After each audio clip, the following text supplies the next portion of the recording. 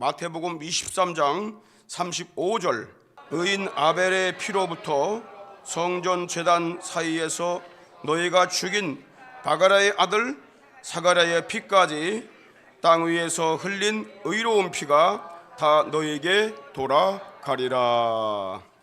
아멘. 우리 영이신 하나님은 말씀으로 일을 하십니다. 말씀으로 천지를 창조하시고 말씀으로 모든 만물을 존재케 하시고 말씀으로 일을 행하십니다. 특별히 하나님이 자신의 뜻을 알리실 때에는 메신저를 사용하십니다. 천사나 사람을 사용하십니다. 하나님은 특별히 우리와 같은 사람을 부르셔서 자신의 뜻을 전달하십니다. 우리와 같은 사람이 말해주고 같은 사람이 깨닫게 해줘야 제일 잘 깨닫는 거예요. 그래서 성경에서는 그들을 선지자 또는 선견자 또는 예언자라고 부릅니다. 그런데 성경 역사를 보면은 하나님께 세움받은 이 선지자들이 세상 나라의 악한 왕들과 악한 백성들에게 핍박을 당하거나 죽임을 당했습니다. 하나님이 선지자를 통하여 선과 의와 진리와 공의 이런 걸 선포할 때에 그들의 숨은 죄가 낱낱이 드러나기 때문에 그들이 선지자들을 죽이지 않을 수가 없었던 거예요. 근데 에비도모는 내 죄가 더 드러나요. 이 악인들은요, 영이신 하나님을 해할 수 없으니까 그분이 세우신 선지자들을 핍박하고 죽였던 것입니다. 예수님께서 이렇게 말씀하십니다. 오늘 본문 보십시오. 의인 아벨의 피로부터 성전과 제단 사이에서 너희가 죽인 바가라의 아들 사가랴의 피까지. 이 사가랴는 선지자입니다. 선지자 사가랴의 피까지 땅 위에서 흘린 의로운 피가 다 너희에게 돌아가리라. 우리 예수님은 인류의 조상인 아담의 아들 아벨을 선지자 사가랴의 죽음, 의로운 죽음과 동일한 선상에서 죽은 것임을 말씀하심으로써 이 아벨이 의로운 선지자였음을 우리에게 말씀하고 계신 겁니다. 그렇습니다. 아벨은 죄인이 의롭다함 받기 위해서는 하나님 앞에 어린 양을 희생제물 삼아 속죄 제사를 드려야 한다는 하나님의 의를 전파하는 선지자였습니다. 그가 가인에게 죽음당한 것도 바로 이런 이유 때문입니다. 하나님은 가인이 드린 피 없는 제사, 곡물 제사를 받지 않으셨어요. 이방인들 같은 제사를 받지 않으셨어요. 자연 제사를 받지 않으셨어요. 가인이 아벨에게 이 사실을 고합니다. 창세기 4장 8절에 가인이 아벨에게 고하니라. 왜 고했는지 무슨 말씀을 고했을까요? 야, 하나님이 왜 내 제사를 왜 안 받으시냐? 왜 네 거 안 받냐? 하나님이 나보고 너는 계속 죄인이래. 죄가 네 문턱에 걸린대. 그래서 이런 말을 들은 이 아벨이 뭐라고 그러냐면 하나님은 사람의 방식대로 드리는 제사를 받지 않으셔. 오직 어린 양을 희생제물로 드린 제사를 받으시고 의롭다함을 주시는 거야. 형, 그거를 깨우쳐 주었어요. 히브리 11장 4절에 보십시오. 믿음으로 아벨은 가인보다 더 나은 제사를 하나님께 드림으로 의로운 자라 하는 증거를 얻었다. 뭐가 증거예요? 그 제물이 증거한다는 것입니다. 제물이 죽었기 때문에 네 죄가 사진다는 거예요. 그게 증표라는 거예요. 우리 예수님이 하나님의 어린 양 아닙니까? 그분이 죽어주신 것이 내 죄를 용서했다는 증표라는 거예요. 아벨이 가인에게 희생제사 외에는 하나님께 의롭다함 받을 수 없다는 것을 증거했을 때 이 악한 자에게 속한 가인이 의인 아벨을 죽인 것입니다. 요한일서 3장 12절 보십시오. 가인같이 하지 말라. 가인의 길을 걷고 있는 사람에게 가인같이 하지 말라 그러면 기분 나쁘죠. 야, 너만 의로운 척하냐? 너만 의인이냐? 왜 그랬을까요? 저는 악한 자에게 속하여 마귀에게 붙들렸기 때문에 그런 거예요. 마귀에게 붙들린 사람들은 의로운 말하고 선한 말하고 진리를 선포하게 되면 싫어합니다. 바른 말하면 싫어해요. 그래서 못하게 입을 막는 겁니다. 언론을 막고 글을 막고 소문을 못 퍼뜨리게 만들어. 빛을 비추면 어둠이 물러가잖아. 빛을 안 비추면 계속 어둡잖아. 빛을 못 비치게 하는 거야. 그 어둠 속에서 무한한 죄를 지려고. 죄가요 욕망을 채워주거든요. 더 큰 죄를 줘서 내 마음속의 욕망을 다 채우려고 하는 이 악인들이 아주 횡령하는 그런 이 땅에 우리 그리스도인들이 선지자 역할을 해야 되는 겁니다. 빛을 비춰야 됩니다. 할렐루야. 어찐 영교로 그 아우를 죽였느냐? 자기 행위는 악하고 그 아우의 행위는 의로움이라. 그렇습니다. 요즘 세상이 그렇지 않습니까? 죄인들이 득세하는 시대입니다. 의인들은 감옥에 가는 시대예요. 그게 지금 세상이야. 그리스도인들도 따라가야 됩니까? 선지자는 세상 백성들에게 하나님께 제사함 받는 길을 알려주는 사명이 있습니다. 죄악 속에서 나와야 된다. 죄를 용서받을 길이 있다. 그걸 알려주는 것이 선지자의 사명입니다. 뿐만 아니라 선지자는 왕들과 국가들의 흥망성쇠, 망하고 흥하는 것까지 알려주는 메신저로 세움받았음을 알아야 합니다. 그래서 사람의 눈치 보지 말고 사명을 감당하는 참 선지자, 참 주의 종, 참 성도들이 되어야 할 줄 믿습니다. 첫 번째로 선지자들은요, 그의 백성들에게 회개의 말씀을 선포하는 사명이 있습니다. 하나님은 택한 백성 이스라엘 백성들이 하나님을 떠나 악한 길로 갈 때에 선지자를 통하여 돌아가라고 애타게 부르셨어요. 이사야 31장 6절에 보십시오. 이스라엘 자손들아, 너희는 심히 거역하던 자에게로 돌아오라. 너희가 거역하던 그 하나님께 돌아와. 여호와서 2장 10절에 봐도 여호와의 말씀에 너희는 지금이라도 금식하며 울며 애통하며 마음을 다하여 내게로 돌아오라 그랬어요. 죄인을 부르시는 거예요. 세상에서는 절대 죄인 안 부릅니다. 죄인을 집에 들일 수도 없어요. 죄인을 왕따시키는 거죠. 세상에서는 죄인들을 필요로 하지 않습니다. 오히려 죄인들을 옥에 가두고 형벌을 줍니다.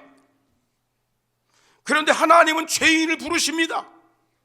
예수님도 내가 온 곳은 의인을 부르러 온 것이 아니라 죄인을 부르러 왔다고 그랬어요. 왜 죄인을 부릅니까? 세상에서는 죄인을 다 외면합니다. 죄인이 대접받는 곳은 없어요. 그런데 하나님만이 죄인들을 부르십니다. 왜 부르십니까? 두 가지 큰 이유가 있어요. 첫째는 따라합시다. 죄악을 용서하시고 재앙에서 건져내시기 위함이다. 여러분, 이사야 55장 7절에 보게도 이런 말씀이 있어요. 악인은 그 길을, 불의한 자는 그 생각을 버리고 여호와께 돌아오라. 누가 악인을 부릅니까? 세상에서 악인 부르는 사람 봤습니까? 한 사람도 없어요. 죄인 악한 자는 절대 안 부릅니다. 그런데 우리 하나님 아버지께서 악인을 부르십니다. 여호와께 돌아오라고 부르셔요. 긍휼히 여겨주겠다고 부르시고 계십니다. 우리 하나님께 나오라. 그가 널리 용서하시리라. 용서하시려고 부르시는 거예요. 불쌍히 여기려고 부르십니다. 하나님이 사람을 부르시는 것, 여러분을 부르시는 것은 붙들어 두려고 부르시는 게 아니에요. 자유를 빼앗으려고 속박하려고 부르시는 게 아니에요. 반대로 죄악에 매여 어둠 속에서 종된 백성들에게 빛을 주시고 자유함을 주시고 살 수 있는 길을 열어주시려고 부르시는 것입니다. 죄가 하나님과 나와 간격을 내고 재앙과 형벌과 죽음을 가져오기 때문에 죄를 용서하시고 멸망의 구덩이에서 사망의 음침한 골짜기에서 우리를 건져주시려고 오라고 부르시는 것입니다. 할렐루야. 그래서 히브리서 2장 15절에 예수님께서 왜 오셨느냐? 죽기를 무서워함으로 일생에 매어 종노릇하는 자들을 놓아주려 하십니다. 일평생 죄 때문에 죽음 때문에 사망에 매어 종노릇하는 그들을 불러주시려고 여러분 예수님이 이 땅에 오신 것입니다. 놀라운 게 있어요. 그게 뭐냐면 하나님은 모든 죄를 이미 용서해 놓으시고 돌아오라고 부르신다는 거예요. 그게 하나님의 특징입니다. 시편 103편 12, 14절 보십시오. 동이 서에서 먼 것처럼, 여러분 동쪽과 서쪽이 만날 수가 있습니까? 못 만나잖아요. 그것처럼 우리 죄과를 우리에게서 멀리 옮기셨다. 그리고 이사야 44장 22절에 보니까 내가 내 허물을 빽빽한 구름이 사라진 것처럼 내 죄를 안개에 사라진 것 같이 도말하였다. 그러니까 너는 내게로 돌아와. 네 죄를 내가 다 용서해놨어. 돌아와. 내가 너를 구속했어. 다시 말하면 대가를 지불하고 너를 내가 용서했어. 하나님은 죄인들에게 죄 씻는 물을 준비해 놓으시고 부르시는 것입니다. 대책 없이 부르시는 분이 아니야. 용서의 조건은 뭡니까? 단 한 가지, 돌아오는 거야. 돌아오는 겁니다. 하나님 앞에 돌아와야 합니다. 세상으로 나가던 발걸음을 중단하고 돌이켜 하나님께 돌아와야 합니다. 하나님이 아무리 죄 씻을 물을 많이 준비해 놓고 기다린다 할지라도 죄인이 돌아와 씻지 않으면 깨끗함을 받지 못하는 것입니다. 여러분, 집 나간 탕자를 아버지가 용서해 놓고 기다리고 계셨다는 사실 아십니까? 그래서 그 아들이 돌아왔을 때에 그가 지었던 죄를 아예 묻지도 않아. 아예 생각하지도 않고 그냥 받아주셔요. 그 아들이 고민하다가 죽게 되었을 때에 죄악의 구덩이에서 살다가 아이고 아버지께 돌아가야 되겠다 생각만 하고 머무르는 게 아니라 생각했으면 다시 돌아와야 되는 거예요. 그래서 이에 일어나서 아버지께 돌아가니라. 그게 중요한 거야. 일어나서 돌아가. 아직도 거리가 먼데 아버지가 가만히 밖을 내다보고 있다가 저 둘째 아들 그 모습이란 말이야. 쫓아가서 먼저 목을 안고 입을 맞췄다고 그랬어요. 하나님께 돌아올 때만이 죄 씻는 조건이 형성이 되는 거예요. 용서가 되는 거예요. 돌아오지 않고 매 세상에서 그대로 눌러 앉아 있고 절대 용서 못 받습니다. 하나님께 나와야 하는 것입니다. 일어나서 나와야 합니다. 할렐루야. 둘째, 왜 오라고 부르시냐? 좋은 것들을 주시고 회복시켜 주시려고. 좋은 것들을. 선지자 예레미야는요, 아무리 돌아오라고 해도 안 돌아오는 이 백성들에게 니들 죄 가운데 빠지면 어떤 결과가 있는 줄 아느냐? 그거를 깨우쳐 줍니다. 예레미야 2장 13절 보십시오. 내 백성이 두 가지 악을 행했다고 그랬어. 첫째 악이 뭔지 아십니까? 생수의 근원이 되는 자기를 버린 거야. 목마름을 해결할 수 있는 하나님을 버린 거라고. 등을 돌려버린 거야. 그리고 목마르니까 딴 데 가서 헛수고를 하고 있는 거야. 스스로 웅덩이를 팠어. 물을 얻으려고. 그런데 물을 저축하지 못할 터진 웅덩이를 판 거야. 하나님 없이 하는 모든 일이 뭐냐면 헛수고라는 거야. 이게 악이라는 거야. 두 가지 악 중에 하나님 버린 게 악이고 하나님 없이 행하는 모든 일들이 악이라는 거야. 나쁜 것이라는 거야. 19절에 보니까 내 악이 너를 징계하겠고 그것이 징계를 받는 조건이 되는 거야. 내 패역이 너를 책할 것이라. 그런즉 내 하나님 여호와를 버림과 하나님 버린 것과 내 속에 하나님 경외하는 마음이 없는 것, 그것이 악이요 고통인 줄 알아라. 만군의 여호와의 말이니라. 그들이 하나님을 떠나서 열심히 살아봤지만요, 열매 없는 헛수고였어요. 그리고 고통 속에 살고 있는 거예요. 일찍 일어나서 밤늦게 수고를 하고 일을 해봤지만 열매 없는 부끄러운 삶이야. 놀라운 건 뭔지 아십니까? 그 마지막이 사망이라는 거야. 그렇게 가다가, 여러분, 그렇게 가다가 사망당하고 지옥 형벌로 가면 좋겠습니까? 하나님께서 거기서 헤어나오라고 부르시는 거야. 로마서 6장 21절 보십시오. 너희가 그때에 무슨 열매를 맺었느뇨? 이제는 너희가 그 일을 부끄러워하니 구원받은 다음에 아이고 내가 부끄러운 일을 행했었구나, 내가 저런 더러운 일을 행하며 살았었구나. 그래서 그걸 꺼내기도 부끄러워한다는 거예요. 입으로 꺼내기도 부끄러워한다는 거예요. 이는 그 마지막이 사망입니다. 그래서 우리 하나님은 좋은 곳을 주시려고 돌아오라고 부르시는 것입니다. 이사야 55장 2절 보십시오. 너희가 어찌하여 양식 아닌 것을 위하여 은을 달아주며, 왜 거기다가 헛되때다가 돈을 퍼붓냐 그 말이야. 그리고 배부르지 못할 것을 위하여 왜 수고하냐는 거예요. 헛수고하지 말라는 거예요. 하나님 떠나 살지 말라는 거예요. 나를 청종하라. 내 말 좀 들어봐. 그리하면 너희가 좋은 걸 먹을 것이며 너희 마음이 기름진 것으로 즐거움을 얻으리라. 돌아와야 잃어버렸던 좋은 것을 회복하는 줄 믿으시기를 바랍니다. 여러분, 집 나간 탕자가 아버지께 돌아왔을 때 모든 것이 회복이 되었어요. 누가복음 15장 22, 23절 보십시오. 아버지는 종들에게 이렇게 말합니다. 얘들아, 제일 좋은 옷을 입혀라. 그리고 손에 가락지를 끼워라. 반지를 끼워들어. 너는 이제 종이 아니야, 반지 낀 아들이야. 발에 신발을 신기라. 너는 노예가 아니야, 내 아들이야. 신발을 신겼어요. 살찐 송아지를 끌어다 잡으라. 우리가 먹고 마시고 즐기자 그랬어요. 우리가 먹고 즐기자.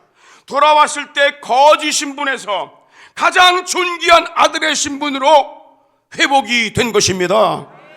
그렇게 해 주시려고 우리를 오라고 부르시는 것입니다. 할렐루야. 예수 믿는 건 짐이 아닙니다. 세상에 사는 것이 짐입니다. 죄악의 짐이요, 사망의 짐이요, 절망, 멸망의 짐입니다. 그걸 모르고 잠시 쾌락을 가지고 기뻐하는 것, 속는 것입니다. 세상 허영에 속지 말길 바랍니다. 향락에 속지 말길 바랍니다. 속지 마라 세상 허영에 마음 뺏기지 마라. 이 세상은 일장의 춘몽 물거품과 같도다. 할렐루야. 지혜로운 자는 선지자들이 외치는 음성을 듣고 주의 종들이 외치는 음성을 듣고 하나님께 돌아오는 자입니다. 우린 십자가 위에서 죄 씻는 샘을 준비해 놓으신 여호와께 돌아와 죄와 허물을 사함받고 하나님의 백성으로 신분이 회복되는 이 복을 받아야 할 줄 믿습니다. 여러분, 중국 청나라에서 우리나라에다가 1년에 아름다운 아가씨 1000명씩 바쳐 그랬어요. 국력이 약하니까 아가씨들을 죄다 붙잡아다가 청나라에다 다 넘겨줬어. 그래서 그 젊을 때에 다 끌려가가지고 이 농락당하고 저리 농락당하고 하다가 나이가 먹게 되면 다 돌려보내. 그럼 이 사람들은 돌아오게 되면은 끌려간 것도 기분 나쁜데 돌아와갖고 대접도 못 받아. 더러운 년이라고 그래서, 짓밟힌 년이라고 그래서. 그래서 그들이 돌아와갖고 자살을 하는 거야. 부모도 그를 거부합니다. 동네 사람은 다 거부해버려. 자기들끼리 모여 살아요. 그래서 그들이 모여 사는 동네가 따로 있었어요. 그들을 환향녀라고 부릅니다. 자꾸 그들이 자살을 해. 왜? 대접을 안 해줘. 사람 취급 안 해줘. 한 번 더럽힘 받았다고. 그래서 우리나라 왕이 한 가지 묘책을 썼어요. 이보게, 환양녀들이 사는 그 마을에 가가지고 공포를 하게. 그 마을 바깥에 보게 되면 우물이 있는데 거기 우물에 가서 목욕만 하게 되면은 너희들은 깨끗한 몸이다, 이렇게 공포하게. 그래서 그 공포를 했어요. 그랬더니 환양녀들이 밤중에 나가서 그 물 퍼갖고 다 그 머리부터 발끝까지 다 닦는 거예요. 그리고 돌아왔어요. 나는 더러운 것을 다 제거한 깨끗한 몸이야. 왜? 우리 왕께서 선언하셨어. 이 샘에 닦기만 하면은 깨끗함 얻는다고 왕이 선언하셨어. 누가 뭐라고 그럴 거예요? 그때부터 자살이 없어졌어. 여러분, 하나님께서 우리에게 말씀하십니다. 너희 죄 때문에 자살하지 말고, 죄 때문에 멸망당하지 말고, 죄 씻는 샘을 열어놓지 않느냐? 십자가 앞에 가서 네 죄를 씻으라. 할렐루야. 십자가 앞에서 네 허물을 닦으라. 이 샘의 죄를 씻으면 정하게 되겠네. 정하게 되겠네.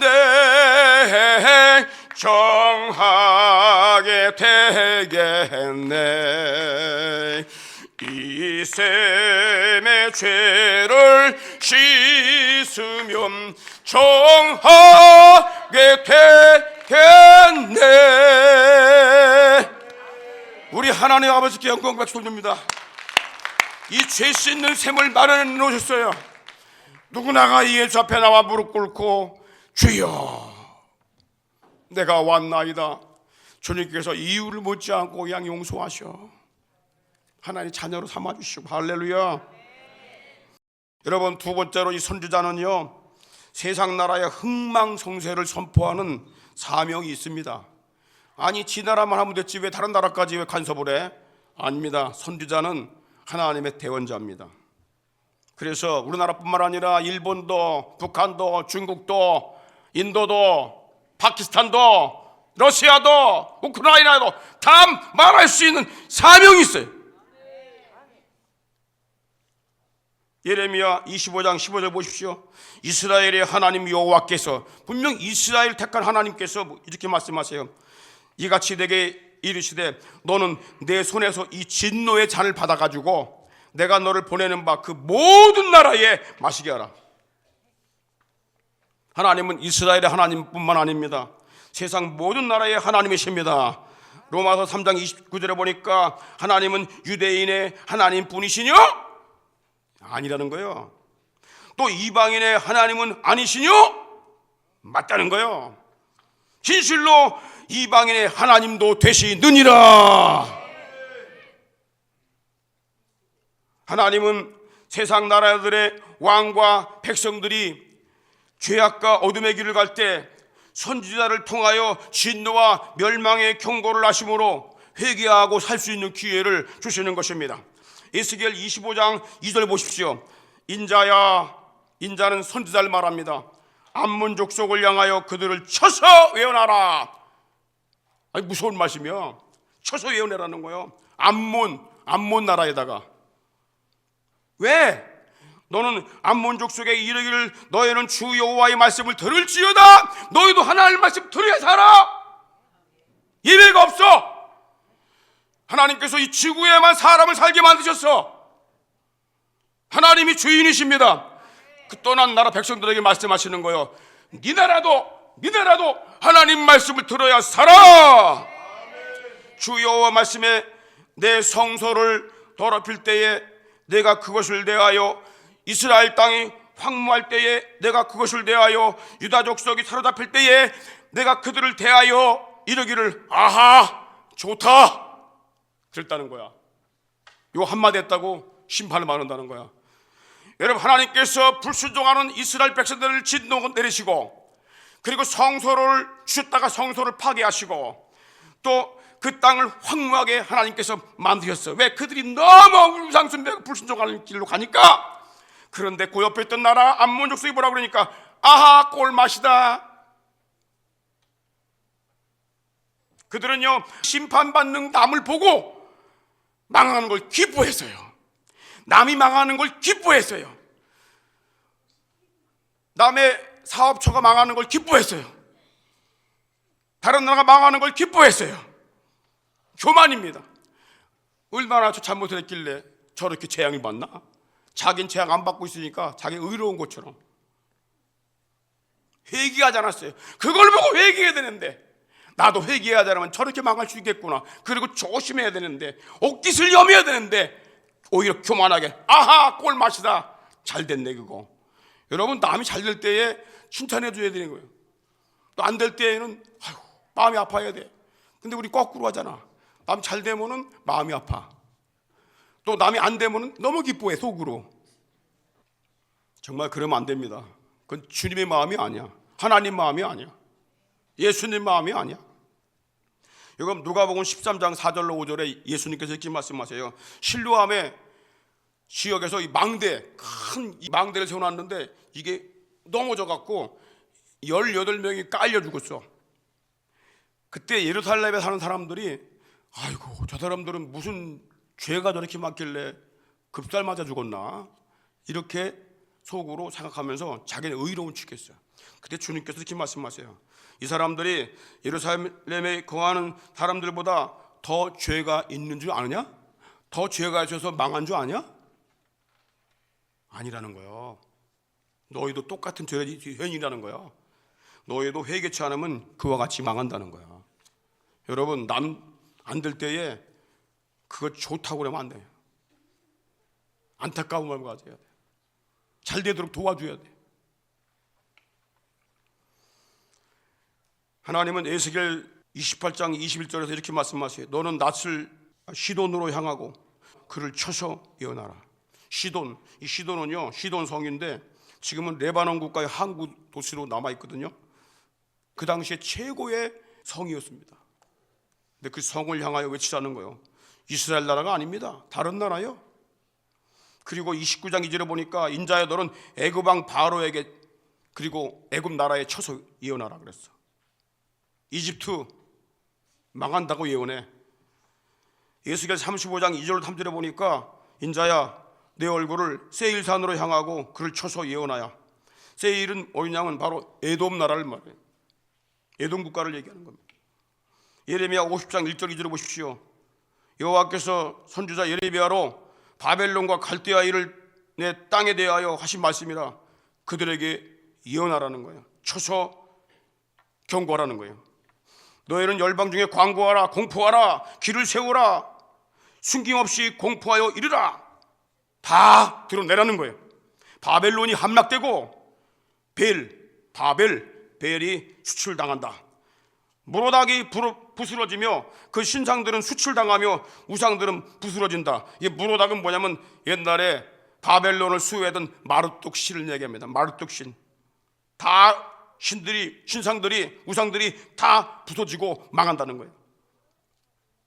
하나님은요, 그 당시에 있는 주변 나라들을 다 향하여서 선지자를 보내서 그들에게 경고를 하시고 회개하고 돌이키게 만드신 것입니다. 아수르 제국 예외가 아닙니다. 하나님은 아수르 제국의 멸망을 경고했습니다. 그런데 멸망시키기 전에 먼저 선지자 요나를 보내서 이성이 멸망한다는 재앙을 선포하여 돌이켜 회개할 수 있는 기회를 주셨습니다. 요나서 3장 4절 보십시오. 요나가 성에 들어가서 하룻길을 행하여 하루 종일 다니면서 외쳐가로되 이 성이 40일 뒤에면 멸망한다. 니느웨 성이 멸망한다. 여러분, 저 외국 사람이 와가지고 그렇게 말하면 그 나라 사람들이 가만두겠습니까? 목숨 걸고 외친 거요. 요나가 전한 심판의 말씀은 아수르를 찌르는 칼이었습니다. 그리고 반석을 부서뜨리는 방망이였습니다. 니느웨 성 백성들은 하나님의 심판의 칼 앞에 죄를 중단하고 회개하기 시작했습니다. 여러분, 니느웨 성은 아수르의 수도입니다. 다시 말하면 서울 같은 도시입니다. 거기에서 너희들이 40일 뒤에 멸망하게 될 것이다, 이 말을 듣고 백성들이 회개하기 시작했습니다. 아수르 왕이 느느웨 성 온 백성들에게 조서를 내려서 죄를 회개하면서 하나님께 부르짖으라고 선포를 했습니다. 요나 3장 7절로 9절 보십시오. 왕이 그 대신으로 더불어 조서를 내려 느느웨에 선포하여 가로되 사람이나 짐승이나 소떼나 양떼나 아무것도 입에 대지 말지니 곧 먹지도 말 것이요 또 물도 마시지 말 것이며 사람이든지 짐승이든지 다 굵은 베옷을 입을 것이요 힘써 여호와께 부르짖을 것이며 각기 약한 길과 손으로 행한 강포에서 떠날 것이라. 여러분, 동물까지 금식시키라는 거예요. 금식이 아니라 단식이요, 물도 먹지 말라는 거예요. 동물에게도 베옷을 입히고. 여러분, 니느웨 성 왕은요, 동물들까지 먹는 걸 못 먹게 했어. 하나님께 너희들도 금식해. 그들이 뭐 알아듣습니까? 그만큼 절실하게 하나님께 부르짖었다는 얘기예요. 하나님이 혹시 그 뜻을 돌이키시고 그 진노를 그치사 우리로 멸망치 않게 하시리라. 그렇지 않을 줄 누가 알겠느냐? 우린 이 소망을 가지고 한번 기도해보자, 하나님께 부르짖어보자, 간구해보자, 그랬던 거예요. 아수르 제국은요, 이스라엘을 침략한 악한 민족입니다. 다른 나라를 막 점령한 나쁜 민족이야. 그렇지만 하나님은 그들도 구원받기를 원하셨어요. 그게 하나님의 마음이야. 우리는 저 악한 일본, 저 악한 북한, 저 악한 중국 다 멸망되길 원하죠. 그런데 하나님의 마음은 그들도 회개하고 돌아가길 원하는 거야. 왕과 백성들이 선지자가 선포하는 심판의 말을 듣고 회개했을 때 하나님이 어떻게 했습니까? 하나님이 그들의 행한 것 곧 그 악한 길에서 떠나 그것을 감찰하시고 뜻을 돌이키사 그들에게 내리리라 말씀하신 재앙을 내리지 아니하시니라. 할렐루야. 하나님 마음을 바꿀 수 있는 건 아무것도 없어요. 종교가 아닙니다. 내 선행이 아닙니다. 하나님께 돌아오는 것입니다. 회개하고 돌아오는 것입니다. 그때 하나님이 마음을 바꾸시는 거야. 죄인을 향한 하나님의 뜻은 분명합니다. 그들에게 멸망을 주는 것이 아니라 회개와 구원을 주시기 위함입니다. 내가 너희를 향한 생각은 재앙이 아니라 평안이다. 죄인이라도 구원하시는 것은 바로 하나님의 사랑 때문입니다. 우린 그 사랑을 못 갖고 있기 때문에 나쁜 짓하고 죄를 짓게 되면 외면하고 그들을 거부하고 부르기를 싫어하는 거예요. 그러나 우리 하나님 아버지는 그 본성이 사랑이십니다. 그래도 죄인이라 할지라도 부르시고 용서하시고 부르시고 용서하시려는 이러한 행동을 하시는 줄 믿으시기 바랍니다. 예수님은요, 선지자 요나가 니느웨 성에게 선포한 재앙을 뭐라고 말씀하신지 아세요? 마태복음 12장 41절 심판 때 니느웨 사람들이 일어나 이 세대 사람을 정죄하리니 이는 그들이 요나의 전도를 듣고 회개하였습니다. 뭐라고 그랬어요? 전도라고 그랬어요. 요나는 선포한 게 이거밖에 없어. 야, 너희들 40일 뒤에 이 성이 쫄딱 망해. 벌을 받을 거야. 재앙 받을 거야. 회개하지 않으면 재앙 받아. 이렇게 전한 걸 예수님이 뭐라고 그랬냐면 전도한 거라고 했어. 이 전도를 받고 니느웨 성 다 백성들이 회개한 줄 믿으시기 바랍니다. 전도에는 반드시 죄가 포함이 되어야 돼요. 재앙이 당한다는 거 알려줘야 돼요. 지옥 형벌 있다는 거 알려줘야 돼요. 심판당하고 회개하면 돌아온다는 거 알려줘야 돼요. 이거 하라고 매일 좋은 말만 매일 좋은 말만 쏟고 있는 거야. 다 주님이 말씀하신 전도는 그게 아니야. 회개하라, 천국이 가까웠느니라. 그게 주님의 말씀이에요. 회개하지 않으면 너희들 지옥 간다. 이게 주님이 하신 말씀이야. 여러분, 회개할 때 천국 백성이 되는 겁니다. 할렐루야. 전도할 때 담대해야 됩니다. 죄악의 길로 가게 되면, 죽게 돌아오지 않으면 우리는 지옥 형벌에서 벗어날 수가 없습니다. 선포해 줘야 돼요. 알아야 돼. 알려야 참 선지자가 되는 거야. 못 알리고 사람 등허리만 긁어주는 얘기하는 건 거짓 선지자야. 하나님께 최고의 심판을 받는데 적그리스도가 받는 형벌을 똑같이 받는 거예요. 마지막으로 선지자들은요, 구원자 예수를 세상에 알리는 최고의 사명이 있습니다. 여러분, 구약의 선지자들은요, 구원자가 세상에 오실 걸 성경의 기록을 통해서 증거했습니다. 요한복음 1장 45절 보십시오. 빌립이 나다나엘을 찾아 이르되 모세가 율법에 기록하였고 여러 선지자가 기록한 그 일을 우리가 만났다. 누구냐? 요셉의 아들 나사렛 예수다. 빌립이란 청년이 자기 친구를 찾아갔어. 나다나엘이란 친구를. 그래서 그에게 뭐라고 그러냐면, 야 나다나엘아, 모세가 율법을 통해서, 성경 통해서 기록한 그분 있지, 그리고 여러 선지자들이 기록한 그분 있잖아, 그분을 내가 만났어. 뭐야?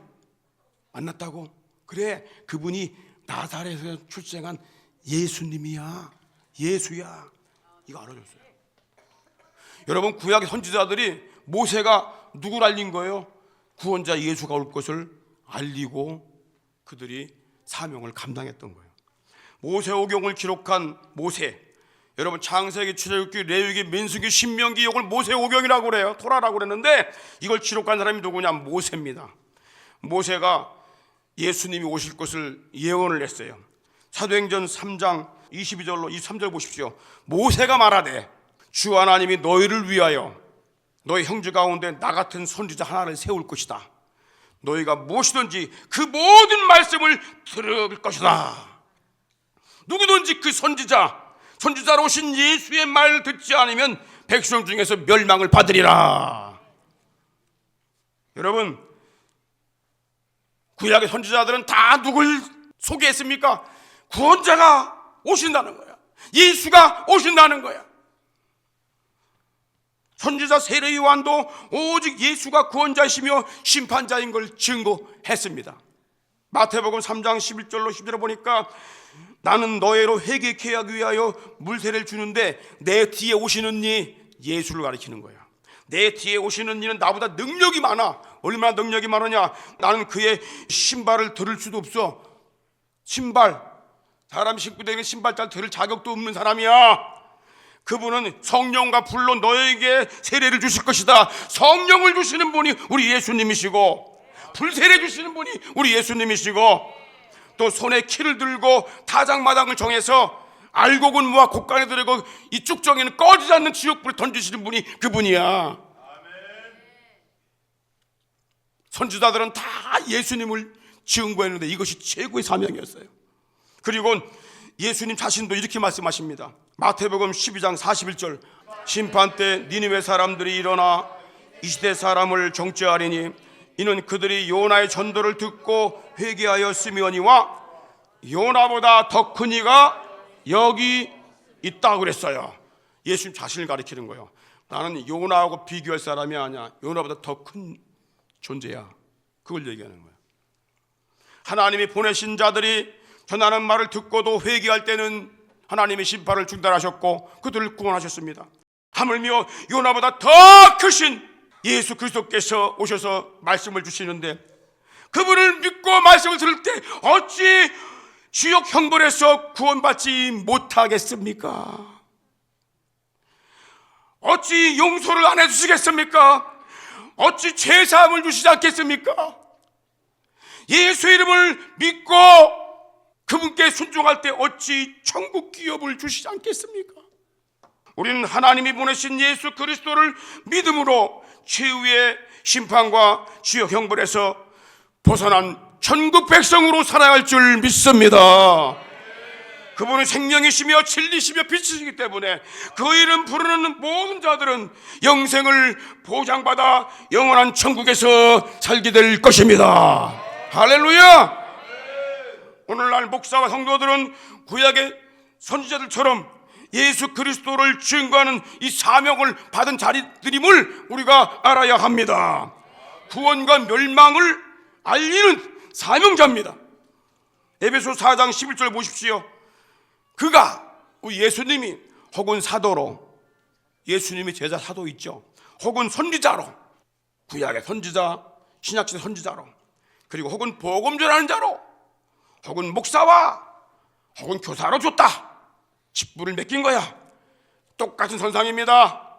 사도, 선지자, 복음 전하는 자, 목사와 교사 다 하나님의 심판의 복음, 구원의 복음, 생명의 복음, 이거를 전하게 하려고 부름받은 걸 믿으시기를 바랍니다. 할렐루야. 그러므로 우리는 언제나 그분 편에 서서, 인본주의는 사람 편에 서는 자야. 절대 사람 편이 아닙니다. 하나님 편, 그리스도의 편에 서서 예수 생명의 복음을 전하여 죄인들로 하여금 천국 영생의 길을 가도록 인도할 사명으로 살아야 할 줄 믿습니다. 마가복음 16장 15, 16절 또 가라사대 너희는 온 천하에 다니며 만민에게 복음을 전파하라. 믿고 세례받는 사람은 구원받을 것이요 믿지 않는 사람은 멸망을 받으리라. 할렐루야. 하나님 우리 아버지 크신 은혜를 감사드립니다.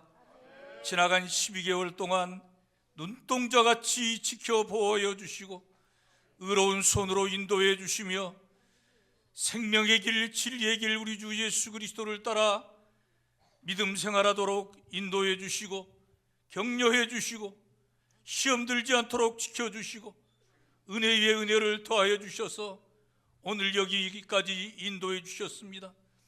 하나님의 크신 사랑이었습니다. 말할 수 없는 은혜였습니다. 하나님께 영광과 존귀와 찬양과 감사를 올려드립니다.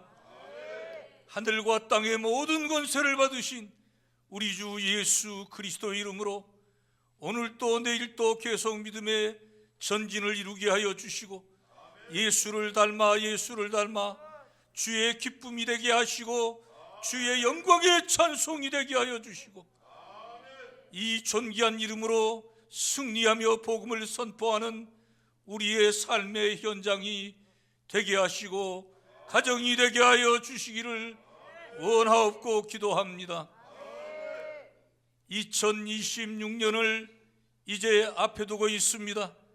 하나님 아버지, 저희들 깊이 주님 앞에서 기도의 제목들, 회개할 제목들 살펴보고 주님 앞에 온전한 하나님의 사람들로 거룩한 신부의 영성으로 나아갈 수 있도록 눈을 열어주시고 깨닫게 하여 주시고 성령님 말씀하여 주시기를 원하옵고 기도합니다. 은혜 중에 연말연시를 하나님께 영광 돌리게 하여 주시고 큰 은혜 받게 하여 주시고 능력 받게 하여 주셔서 사명 감당하는 저희들로 인도해 주시옵소서. 지금은 우리 구주 예수 그리스도의 크신 은혜와 하나님 우리 아버지의 극진하신 사랑하심과 성령님의 감동 감화 충만 교통하심이 사랑하는 우리 대신의 가족들 심령 가정 사역과 산업들 위에와 이 땅에 주의 피로 사신 모든 교회들 위에와 5대양 6대주에 파송받은 사랑하는 모든 선교사님들 심령 위에 이제로부터 영원토록 함께 있을지어다. 아멘. 요한계시록 1장 16절을 합독하겠습니다. 그 오른손에 7별이 있고 그 입에서 좌우에 날선 검이 나오고 그 얼굴은 해가 힘있게 비치는 것 같더라. 아멘. 하나님이 세우신 선지자들, 대단히 중요한 역할을 하는 자들입니다. 근데 이들에게는 세상의 권세나 권력이 없습니다. 조직이 없습니다. 그러나 그들에게는 하나님의 말씀을 대언하는 권위가 있습니다. 그래서 성경은 왕이나 백성들이, 선지자들이 대언하는 하나님 말씀을 듣고 죄에서 회개하면 살고, 말씀을 거부하며 하나님을 대적하면 멸망에 이른다고 말씀합니다. 사무엘상 2장 10절에 보니까 여호와를 대적하는 자는 산산이 있게 얻을 것이라. 하늘 우레로 자연 만물을 통해서 치신다는 거예요. 여호와께서 땅 끝까지 심판을 베푸신다. 예외가 없다는 거예요. 사도 요한은 계시를 통해서 부활하신 예수님께서 7교회 사자들을 붙들고 계시는 모습을 보았습니다. 그런데 특이한 것이 뭐냐면 예수님의 입에서 말씀할 때마다 양날선 검이 나갑니다. 아주 특이한 광경을 보게 된 거예요. 오늘 본문 16절에 보니까 그 오른손에 7별이 있고 그랬어요. 자, 7별은 뭐냐면 요한계시록 1장 20절에 보니까 7별은 7교회의 사자다 그랬어요. 메신저입니다. 요즘 말로 말하면 목사라고 그럴 수 있어요. 그리고 예수님의 입에서 좌우의 날선 검이 나온다 그랬어요. 이 검이 뭐냐면 에베소 6장 17절에 보니까 성령의 검, 곧 하나님의 말씀을 말하는 것입니다. 그리고 히브리서 4장 12절에 보니까 하나님 말씀은 살아있고 운동력 있어 좌우의 날선 어떤 검보다 예리하여. 무엇을 찌르는 검일까요? 우리의 혼과 마음과 생각을 찌르는 검이다. 이걸 주님께서 선지자들에게 주신 거예요. 주의 종들에게 주신 겁니다. 그러나 마귀는 주의 종들을 미혹하여 넘어뜨려 이 말씀의 칼을 쓰지 못하게 하는 것입니다. 그래서 선지자의 사명을 감당치 못하는 거짓 선지자로 만들어 버리는 것입니다. 하나님 말씀의 칼을 쓰지 않는 선지자, 좋은 말만 해가지고 속이는 선지자들을 거짓 선지자라고 말하는 거예요. 그들은 더러운 영에 붙들린, 귀신에게 붙들린 주의 종들입니다. 요한계시록 16장 13절에 보면 이렇게 말씀합니다. 내가 봄에 개구리 같은 더러운 새 영이 용의 입과 짐승의 입과 거짓 선지자 입에서 나온다고 그랬어요. 더러운 새 영이 어디서 나오는지 아십니까? 더러운 영, 귀신의 영, 악한 영, 음란한 영, 음욕의 영, 욕망의 영, 거짓의 영, 세 종류에서 나와요. 첫째는 용의 입, 용은 마귀를 얘기합니다. 옛뱀 곧 마귀로 하기도 하고, 마귀가 거짓의 아비요. 그 다음에 짐승의 입에서 나오는, 짐승은 거짓 그리스도를 얘기하는 거예요. 적 그리스도를 얘기합니다. 그 다음에 거짓 선지자입니다. 마귀가 누구를 이용하겠어요? 거짓 선지자들을 이용하는 거예요. 주의 종들을 넘어뜨리는 거예요.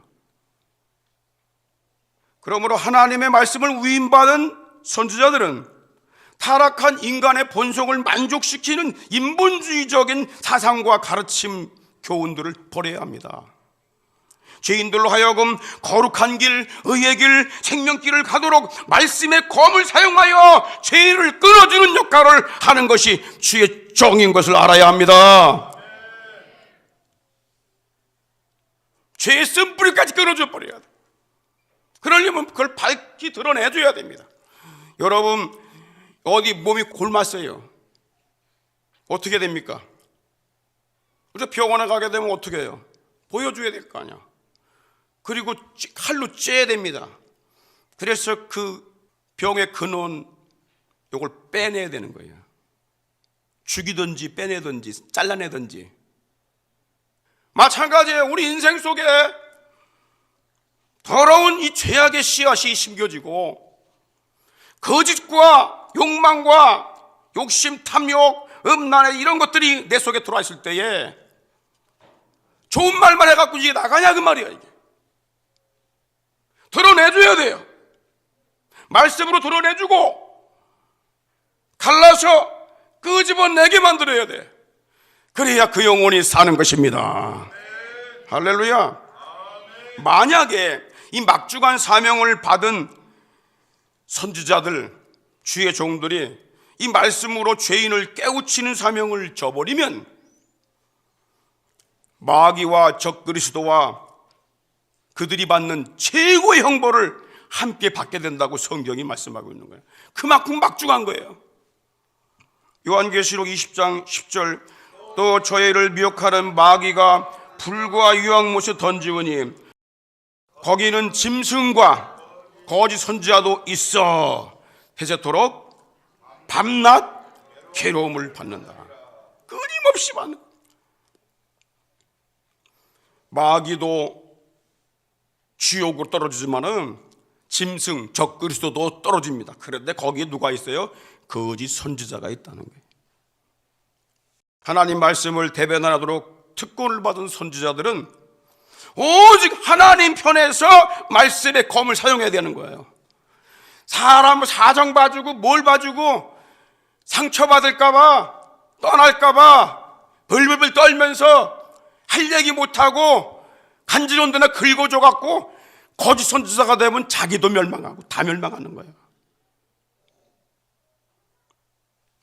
하나님께서 선지자들에게 위임하신 특별한 권한이 있습니다. 세상 권력도 없고 권세가 없어요. 조직이 없어. 그러나 어마어마한 권세가 있다는 걸 우리가 알아야 됩니다. 하나님의 권세입니다. 그 권세가 뭐냐면 첫째는 복과 저주를 선언하는 특권이 있습니다. 하나님은 영이시기 때문에 안 보입니다. 그래서 사람을 통해 꼭 일하셔요. 메신저를 세워서 일하십니다. 천사를 통해 일하시고 주님을 통해서 일하시고 사람을 통해서 일하세요. 자연 만물을 활용해서 일하십니다. 그런데 자신의 뜻을 전달할 때는 특별히 하나님께서 메신저를 세워요. 다시 말해 사람을 택하여 그분의 뜻을 전하십니다. 하나님은 아브라함을 선지자로 세우셔서 복과 저주의 통로로 삼으셨다고 그랬어요. 창세기 12장 3절 보십시오. 너를 축복하는 자에게는 내가 복을 내리고 너를 저주하는 자에게는 내가 저주하리니 땅의 모든 족속이 너를 인하여 복을 받을 것이라. 그러니까 아브라함이 택함 받았는데 아브라함을 갖다가 저주하고 욕하게 되면은 하나님도 같이 욕한다. 같이 저주 준다는 거야. 근데 아브라함을 갖다 복의 근원 줄 알고 그를 섬기게 되면은 하나님이 그 섬기는 자에게도 복을 주신다는 거야. 왜 그랬을까요? 아브라함이 특별나서 그런 걸까요? 절대 아닙니다. 이유가 뭐냐면은 그의 자손으로 오실 그리스도를 통하여 천한 만민이 구원의 복을 받도록 해야 할 것이기 때문에 그런 거예요. 그가 예수님 때문에 택함 받은 거예요.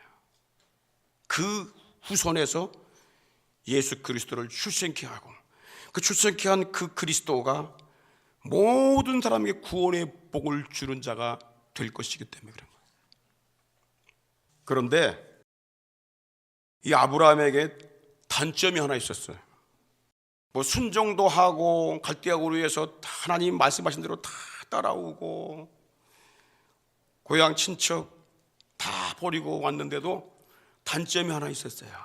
그게 뭐냐면 타국으로 갈 때에는 언제나 자기 아내를 뺏기지 않으려고 서로 오빠, 네 동생으로 하자 이렇게 입을 맞췄어요.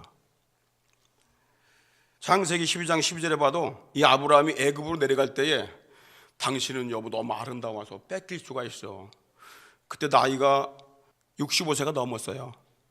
근데도 그 아내 뺏길 걸 두려워했어요. 그런데 그런 일이 또 벌어졌어요. 아브라함이 그랄 지방에 갔는데 그 아비멜렉 왕이 아내를 자기 첩으로 취해간 겁니다. 창세기 20장 2절 보십시오. 그 아내 사라를 자기 누이라고 하였으므로 그랄 왕 아비멜렉이 보내어 사라를 취했다고 그랬어요. 여러분, 그리스도인들이 참 허물이 있다는 것도 우리가 알아야 돼요. 큰 죄는 아니야. 왜냐하면 사실은 이 아브라함의 아내가 이복 누이입니다. 누이 동생이에요. 창세기 20장 10절에 보게 되면 그는 실로 나의 이복 누이로서 내 처가 되었습니다 그랬어요. 이복 누이든 말든 간에 지금 현재는 뭐 자기 처 아닙니까? 근데 과거에 자기 누이였다는 것을 가지고 자기가 보호를 받으려고 하는 거예요. 큰 죄는 아닌데 남으로 하여금 죄를 짓게 만드는 거야. 이걸 뭐라고 하냐, 허물이라고 그래. 허물. 그러니까 이 아비멜렉 왕이 말이죠, 야, 너 네 동생이면 내가 취해가도 되겠네? 너 이리 와, 내가 너 후처 삼을게. 데리고 간 거예요. 왕궁으로 데리고 갔어요. 아브라함 마음이 어땠을까요? 큰일 났네 이거.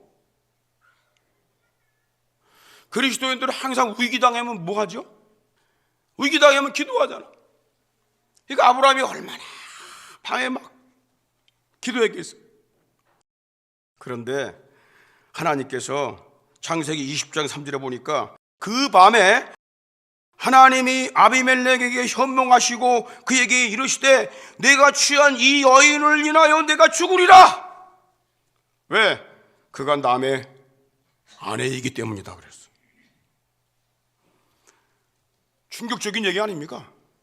그러니까 이 아비멜렉 왕이 그 꿈에서 하나님께 반문을 하는 거예요. 주여, 주께서 의로운 백성도 멸하십니까? 아브라함이 그 여인을 자기 누이라고 했고 이 여인도 자기 아브라함을 갖다 자기 오빠라고 했는데, 그래서 나는 순수한 마음으로 그 여인을 아내로 삼으려고 했던 겁니다. 이때 하나님께서 놀라운 말씀을 주세요. 6절에 보니까 하나님이 꿈에 또 그에게 이르시되 내가 온전한 마음으로 이렇게 한 줄 나도 알았으므로 너를 막아 내게 범죄치 않게 하였나니 여인에게 가까이 못하게 함이 이 까닭이라. 이 아비멜렉은 악한 마음 가지고 한 게 아닙니다. 만약에 아브라함이 자기 아내라고 했으면 취해가지 않았을 거예요. 그런데 누이라고 했으니까 데려간 거란 말이야. 순수한 마음으로 그런 거란 말이야. 그런 놀라운 게 있어요. 악한 마음으로 하지 않았는데 죄가 될 경우가 있단 말이에요. 이럴 때는 하나님께서 미리 막는다는 거야. 악한 마음으로 하잖아요. 막아도 몰라 이 사람은. 우리는요, 의도적으로 짓는 죄도 있고 나도 모르게 지나가면서 짓는 허물이 있어요. 그래서 허물과 죄를 다 용서받아야 되는데 이 허물을 갖지 않기 위해서 하나님은요, 깨달음을 주셔요. 다양한 방법으로 깨달음을 주셔요. 사람은 순수한 마음으로 행할지라도 실수할 수가 있고 자신도 모르게 죄의 길로 갈 수가 있습니다. 그럴 때 하나님은 꿈이나 환상이나 특별한 사건을 통해서 막아주신다는 사실을 우리가 알아야 합니다. 여러분, 예배 드리는 성도들이 복이 있는 이유가 있습니다. 예배 때마다 말씀을 통해서 깨우침 받기 때문입니다. 가장 확실한 게 하나님 말씀을 깨우침 받는 거야. 욥기 33장 14절로 18절 보십시오. 사람은 무관히 여겨도 하나님은 한 번 말씀하시고 다시 말씀하시되 자꾸 말씀하신다는 거예요. 사람이 침상에서 졸며 깊이 잠들 때나 꿈에나 밤의 이상 중에 사람의 길을 여시고 인치듯 교훈하시니 이는 사람으로 그 꾀를 버리고, 꾀를 버리게 하려고, 요 나쁜 꾀, 잘못된 꾀, 사기치는 꾀, 그걸 버리게 하시고 또 사람으로 교만을 막게 하려고. 이 교만이 패망의 선봉이거든요. 그래서 하나님은 사람의 혼으로 구덩이에 빠지지 않게 하시며 그 생명으로 칼에 멸망치 않게 하신다. 네 명에 살 수 있도록, 제 명에 살 수 있도록 보호해 주신다는 거야. 하나님은 사람들이 죄악에 빠져 재앙으로 생명이 있는 것을 막아주시기 위해서 다양한 방법으로 깨닫게 하시는데, 그럼에도 불구하고 깨닫지 못하는 자는 성경이 뭐라고 그러냐면 멸망하는 짐승과 같다 그랬어. 시편 49편 20절, 존귀에 처하나 깨닫지 못하는 사람은 멸망하는 짐승과 같다. 그러니까 말씀을 듣고 자꾸 깨달아야 돼. 아, 이거 무슨 말씀인지 모르겠어. 이거 졸음만 오고 많이 눈만 감기고 그냥 복잡하고 말이죠. 이런 사람들은 급이 짐승급과 비슷해서 그래. 성경이 그렇게 말씀하잖아. 못 깨달은 사람은 짐승과 같다고, 멸망하는 짐승과 같다고. 그러니까 어떻게 해야 돼? 열심히 깨달아야 돼. 그래서 베레아 사람들은 데살로니가 교인들과 신사적이어서 바울에게 전한 말씀을 듣고 그것이 그런가 하여 정말 성경을 더 참고하고 읽고 깊이 깨달고 나니까, 이 진리의 말씀이 들어오니까 세상에 근심 걱정 다 사라지고 붙잡을 걸 붙잡으니까 염려가 없어.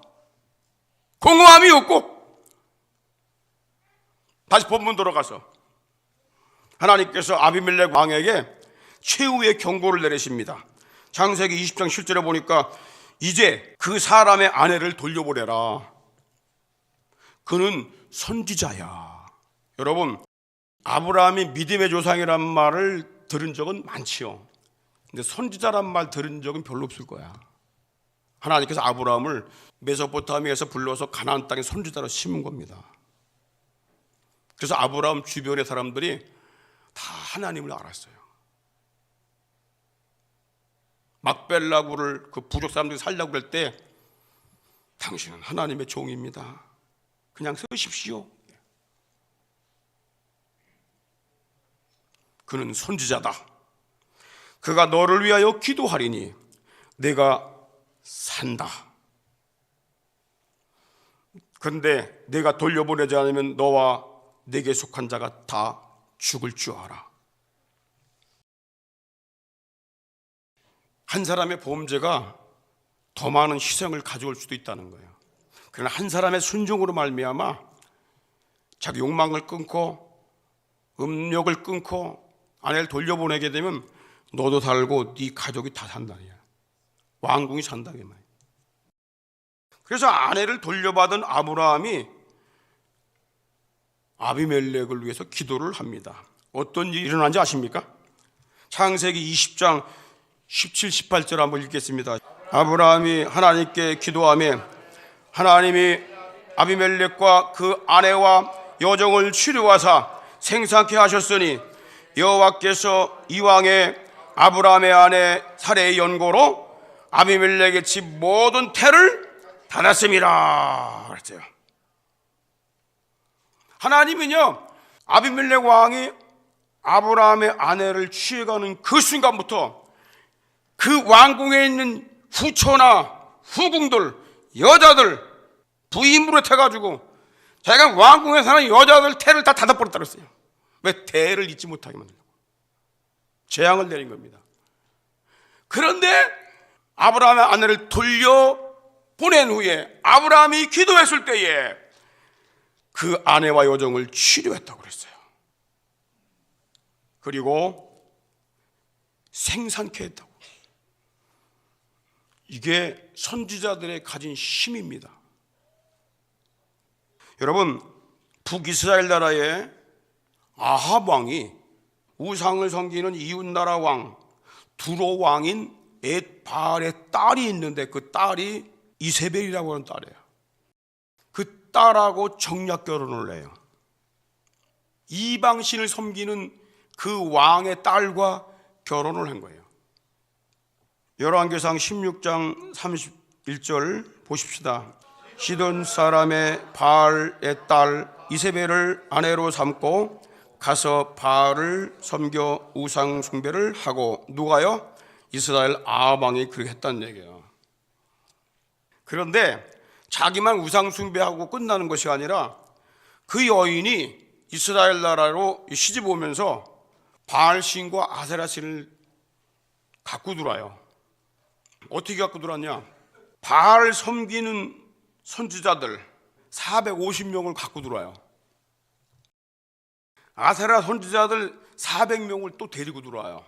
그러니까 850명을 데리고 돌아가고 왕궁에서 그들을 먹여 살리는 거야. 근데 그들이 무슨 짓거리 하겠습니까? 온 이스라엘 나라를 다 우상국가로 만들어 버리는 거야. 우상국가로. 열왕기상 18장 19절 보십시오.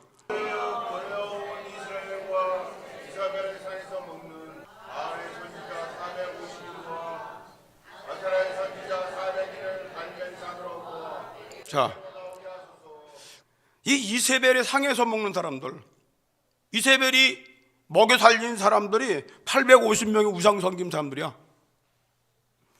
그러니까 이들이 저기저기 다니면서 제 나라를 갖다 다 오염시키고 장악해가지고 완전히 다 우상국가를 만들어버린 거예요. 하나님께서 얼마나 화가 났던지 노가 막 격발돼 버렸어요. 그래서 선지자 엘리야에게 야, 이 땅에 재앙을 선포해라 그랬어요. 뭐라고 선포할까요? 3년 6개월 동안 비를 내리지 않는다고 선포하라. 그래서 엘리야가 하나님께 기도해가지고 하나님, 이 땅에 3년 6개월 동안 비를 멈춰 주옵소서. 어떤 일이 벌어졌겠습니까? 나라가 초토화 돼 버렸어요. 1년만 비가 안 와도 나라는요 망가집니다. 먹고 살기가 힘들어요. 짐승 키우기가 힘들어. 모든 게 다 무너져 버려요. 3년 6개월을 비가 안 왔어요. 뭐 때문에? 우상을 섬기기 때문에. 왕이 우상을 섬기기 때문에. 왕이 죄를 짓기 때문에. 그걸 말한 사람이 누굽니까? 선지자입니다. 선지자들은요 하나님 말씀을 선포하는 거예요. 눈치 보는 게 아니야. 권력에게 아부하는 게 아니라고. 그런데 다시 또 기도하니까 3년 6개월 뒤에 비가 왔다고 그랬어요. 야고보서 5장 17, 18절에 보니까 엘리야는 우리와 성정이 같다. 똑같은 사람이라고 말이야. 그런데 하나님이 세우신 선지자이기 때문에 그가 비 오지 않기를 간절히 기도한 즉 3년 6개월 동안 땅에 비가 아니 오고 다시 기도한 즉 하늘이 비를 주고 땅의 열매를 내었느니라. 하나님은 선지자의 기도와 대언하는 말씀을 통해서 세상 나라에 임하는 복과 재앙을 알려주시는 겁니다. 선지자가 대언하는 하나님 말씀을 불순종하여 죄악의 길로 가게 되면 재앙을 받게 되고 믿음으로 순종하면 복을 받는다는 사실을 깨닫게 하는 것이 선지자의 사명이다. 할렐루야. 두 번째, 하나님께서 선지자들에게 주신 특별한 권한이 있습니다. 그게 뭐냐면 나라의 지도자들을 세우는 대임자로서의 역할입니다. 나라의 왕과 제사장과 선지자들을 세울 수 있는 역할을 할 수 있는 자가 누구라고요? 선지자들이에요. 그래서 오늘날처럼 선거제도가 바뀌기 전에는 이런 식으로 하나님께서 왕을 세우고 지도자를 세운 것입니다. 하나님은 선지자를 통해서 하나님이 택하신 자에게 기름을 부어 왕, 제사장, 선지자를 세우겠습니다. 하나님께서 사무엘 선지자에게 이스라엘 왕을 세우라고 명하셨어요. 사무엘상 9장 16절에 내일 이맘때에 내가 베냐민 땅에서 한 사람을 내게 보낼 거다. 너는 그에게 기름을 부어서 내 백성 이스라엘 지도자로 삼으라. 그가 내 백성을 블레셋 사람 손에서 구원할 거다. 선지자가 세우는 게 아닙니다. 하나님이 지명한 자가 세워지는 겁니다. 선지자는 세울 자격이 없어요. 자기가 판단 내릴 자격이 없어요. 하나님께서 하는 걸 그대로 하는 거야. 그래서 사무엘 선지자가 사울에게 기름 붓고 그를 왕으로 세웁니다. 사무엘상 10장 1절에 이에 사무엘이 기름병을 취하여 사울의 머리에 붓고 입 맞추어 가로되 여호와께서 내게 기름을 부으사 그 기업에 그 나라의 지도자를 삼지 아니했느냐? 선지자에게 기름 부음 받은 이 사울은요, 이스라엘 첫 번째 왕이 되는 영광을 얻었어요. 그에겐 이스라엘 나라가 주어집니다. 영토가 주어집니다. 백성도 다스릴 수 있는 통치권이 부여됩니다. 얼마나 영광입니까? 그런데 사울이 왕 된 후에 버림받게 돼요. 이유가 뭐죠? 교만입니다. 교만하여 선지자가 전하는 하나님 말씀을 거역하고 불순종합니다. 왜? 군대가 생겼어. 백성들이 다 자기 말을 들어. 오, 야, 올라가면 이거 너무 좋아. 배는게 없어. 여기 하나님 말씀까지도 거절해. 자기를 세운 선지자 말까지도 안 들어. 그래서 그는요, 왕으로서 제사 그 권한을 침범을 해요. 다시 말하면 왕이 돼가지고 교회 일을 간섭하게 된 겁니다. 큰일 날 일입니다, 이게. 그래서 이 정권 잡은 자들이 교회를 망가뜨리고 무너뜨리고 하는 건 재앙받을 일이에요. 공산당들이 그렇게 하잖아. 교회부터 다 망가뜨리잖아. 왜? 알기 때문에 그런 거야. 근데 뒤에 재앙받는 걸 몰라. 사울이 왕 된 다음에 제사장만이 할 수 있는 제사를 자기가 행해가지고 월권을 합니다. 그래서 이 사무엘 선지자가 왕에게 당신은 망령된 행동을 했습니다 하면서 충격적인 경고를 줍니다. 사무엘상 13장 13절로 14절을 보니까 사무엘이 사울에게 이르되 왕이 망령되이 행하였도다. 왕이 하나님 여호와께서 왕에게 명하신 명령을 지키지 아니하였도다. 만약 지켰다면 여호와께서 이스라엘 위에 왕의 나라를 영영히 세우셨을 것이오늘 지금은 나라 왕이 길지 못할 것이라. 곧 끝납니다. 당신의 통치는 곧 끝납니다. 여호와께서 왕에게 명하신 바를 왕이 지키지 아니하였으므로 여호와께서 그 마음에 맞는 사람을 구하여 그 백성의 지도자로 삼으셨습니다. 당신 교체될 겁니다. 이 엄한 경고를 받고도 사울 왕은 교만을 낮추지 아니했습니다. 그는 또다시 하나님의 명을 거역합니다. 출애굽한 이스라엘 백성들을 공격했던 아말렉 족속을 진멸하라는 하나님의 말씀을 거역하는 더 큰 죄를 범하게 돼요. 하나님은 그들을 모두 진멸하라고 그랬어요. 그런데 그는 기름지고 좋은 짐승 들고 왕을 진멸하지 아니했습니다. 그리고 이렇게 변명합니다. 사무엘상 15장 15절에 보니까 사울이 가로되 그것은 그 남겨둔 그 짐승들은 무리가 백성들이 아말렉 사람에게서 끌고 온 것입니다. 자기가 왕인데 끌고 가지 말고 죽여 그래야 되는데 그냥 놔두면 되겠어요? 자기 마음이 그런 마음이 있었기 때문에 그런 거야. 그리고 왕이 또 무리에게 핑계를 대요. 백성에게 핑계를 대. 제가 잘못했습니다 하면 되잖아.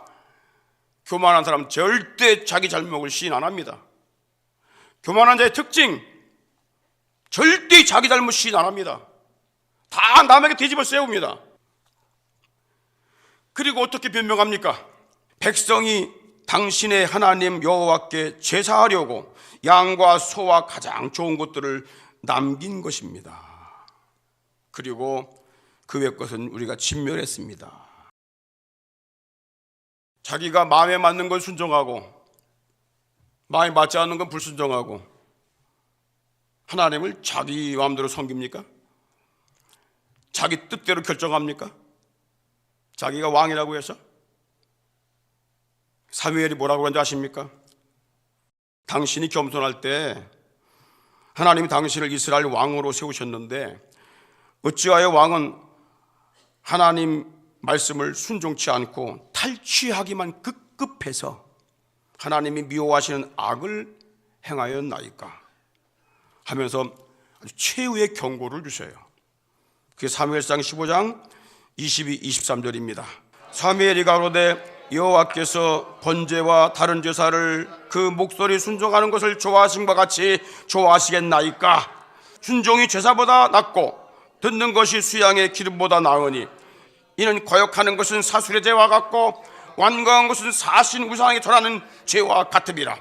왕이 여호와의 말씀을 버렸으므로 여호와께서도 왕을 버려 왕이 되지 못하게 하셨나이다.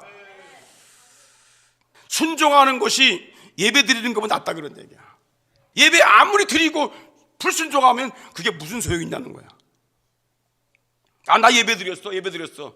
그거하고 자랑하지 마십시오. 그냥 평상시에 하나님 말씀대로 순종하려고 믿음으로 살아가는 것이 너무 중요한 거야.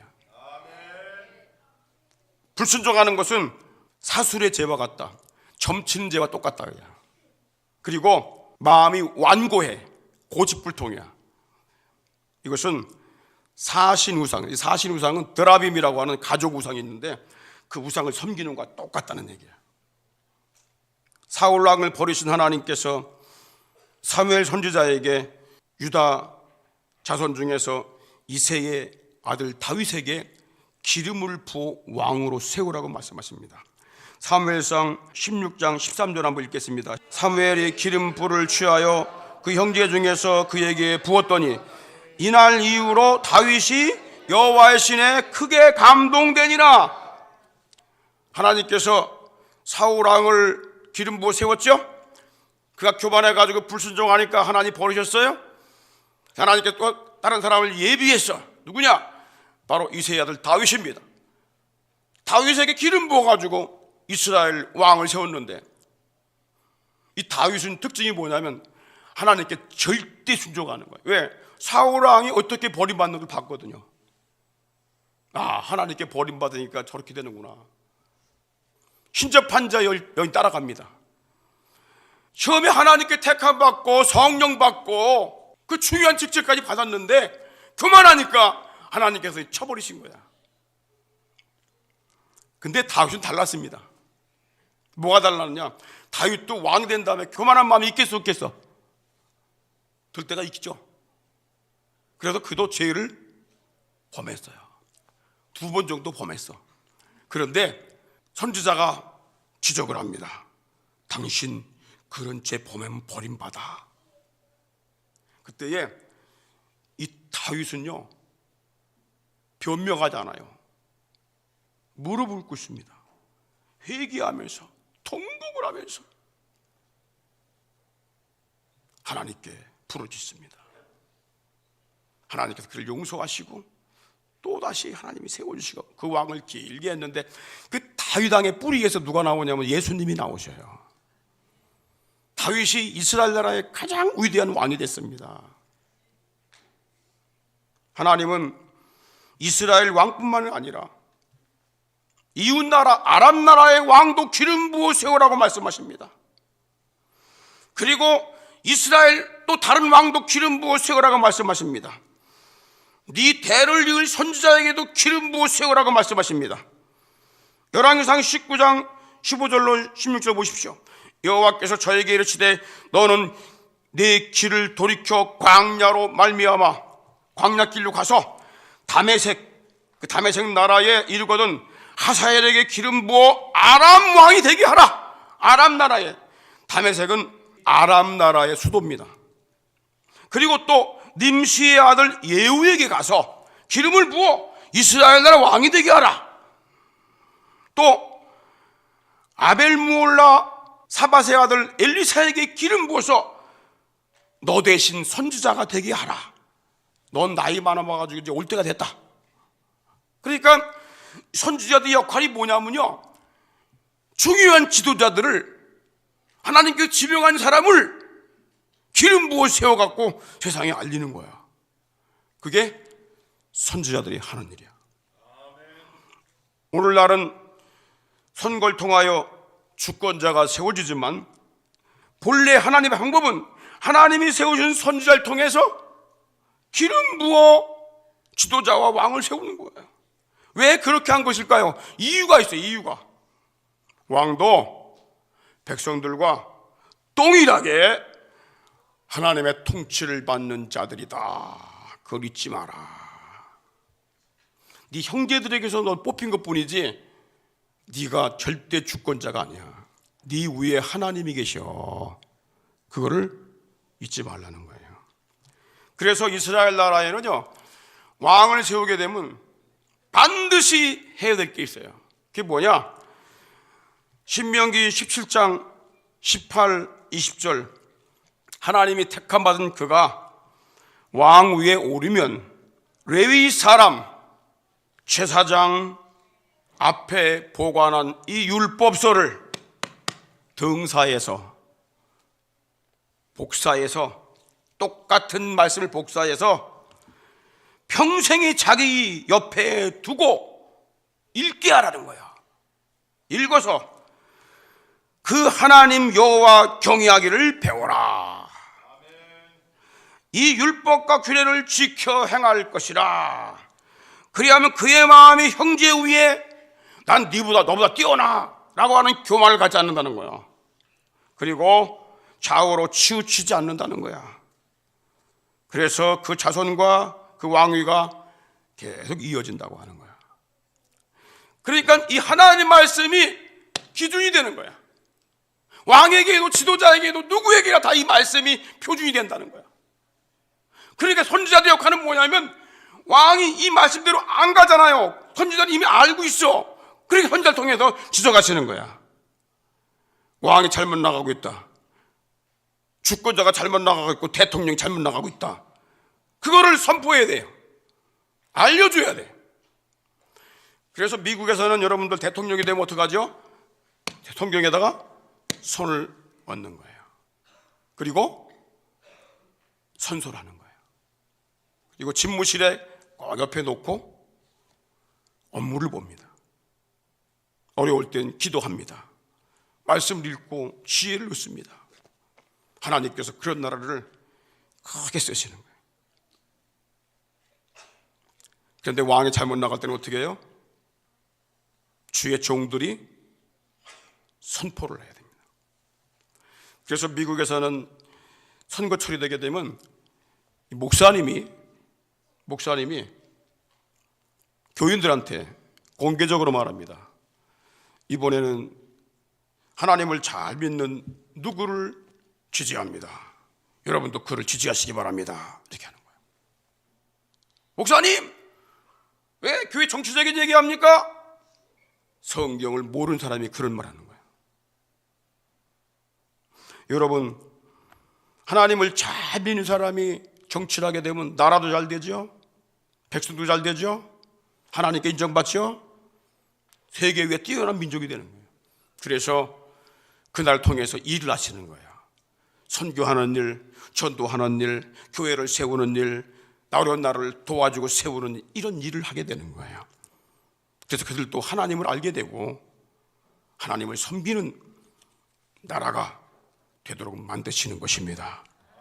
할렐루야. 은혜로우신 하나님 우리 아버지, 우리의 영혼을 긍휼히 여기셔서 날마다 순간마다 돌아보게 하시고 회개하게 하시고 정말 주님을 향한 온전한 순결한 심정으로 믿음 생활을 하고 있는지, 말씀의 거울에 비추어서 하나님의 뜻대로 바로 가고 있는지, 이것이 하나님의 기뻐하시는 일인지 아닌지를 날마다 순간마다 분별하며 주님의 기쁨 되고 주님의 영광 되고 주님의 뜻을 받들어 나가는 착하고 충성된 종들로 저희들의 삶을 지도하여 주시고 하나님 인도하여 주시고 은혜를 부어 주시기 원합니다.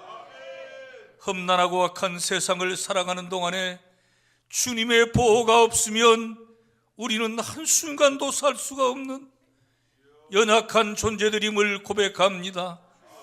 성령님이여 감동 감하여 주시옵소서. 지혜와 계시 영을 부어 주시옵소서. 주님을 더욱 깊이 알게 해주시고 사랑하게 해주시고 주 안에서와 그 힘의 능력으로 살아가는 저희들이 되도록 인도하여 주시기를 원합니다. 오늘 귀한 주의 종을 통해서 참으로 선지자의 사명이 무엇인지, 오늘 우리 교회가 이 선지자의 사명을 어떻게 감당해 나갈 것인지 귀한 도전을 주심을 감사드립니다. 왕같은 제사장들로 주님이여 성령의 충만한 선지자들로 주님의 이름을 명예롭게 하며 주의 나라를 확장해 나가는 저희들이 되도록 붙잡아 주시고 역사하여 주시옵소서. 한 해가 다 지나갑니다. 성탄절을 맞이하게 됩니다. 주님의 은혜를 깊이 감사하는 우리 모두가 되게 해 주시고 주님을 온몸 정성 중심을 다하여 영으로 마음으로 주님을 송축하는 우리 모든 식구들, 가정들, 교회 각 기관들 되게 하여 주시옵소서. 사랑하는 내 조국 대한민국 위에 주의 영이 운행하여 주시옵시고 주님의 능하신 손이 붙들어 인도해 주시옵시고 의의 길로, 진리의 길로, 생명의 길로 나아가도록 인도해 주시어서 평화남북 통일을 이루게 하여 주시옵시고 세계를 섬기고 돕는 선교하는 민족으로 사용하여 주옵소서. 지금은 우리 구주 예수 그리스도의 그 신은혜와 하나님 우리 아버지의 극진하신 사랑하심과 성령님의 감동 감화 충만 교통하심이 오늘 사랑하는 우리 모든 대신의 가족들, 심령, 가정, 사역, 산업들 위에와 이 땅에 주의 피로 사신 모든 교회들 위에와 5대양 6대주에 파송받은 모든 선교사님들 위에 이제로부터 영원토록 함께 있을지어다. 아멘.